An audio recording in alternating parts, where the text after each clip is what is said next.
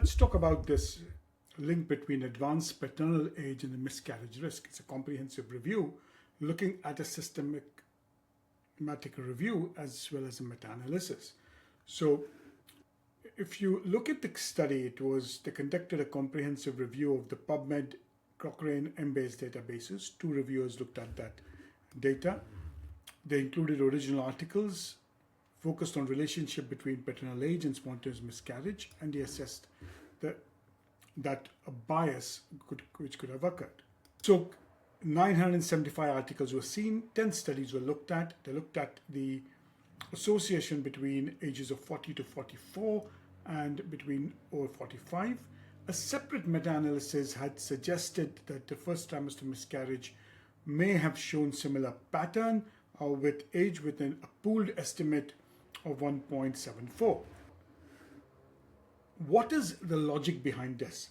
There's a biological plausibility, and that is that it's supported by biological mechanisms, and unlike female germ cells, male germ cells continuously divide throughout the reproductive lifespan and increasing the probability of replication errors and de novo mutations. Second, you look at sperm DNA fragmentation, and as sperm DNA fragmentation increases, it can impair embryo development and increase the risk of miscarriage. And sperm DNA fragmentation has been found to be one of the factors. Combine this with advanced maternal age, and there seems to be a compounding factor which ends up increasing the risk of miscarriage. So if you look at this study, there is no doubt that advanced paternal age was associated with increased risk of miscarriage.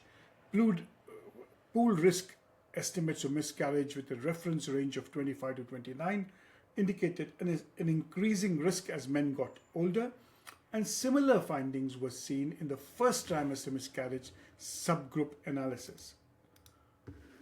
So what are the implications for practice?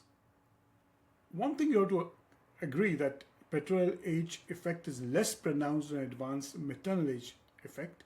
The findings may have implications in preconception counseling with older male partners, and it starts contributing to understanding a more complex etiology of pregnancy losses. From a preconception counseling, I think it's good to mention the risk of having a miscarriage or a risk of poor fertilization, the risk. In the future, our research will slowly start looking at men. What are you looking at from the limitations of this study? And there's a high level of collinearity between paternal and maternal age. It's difficult to isolate the exact age effect.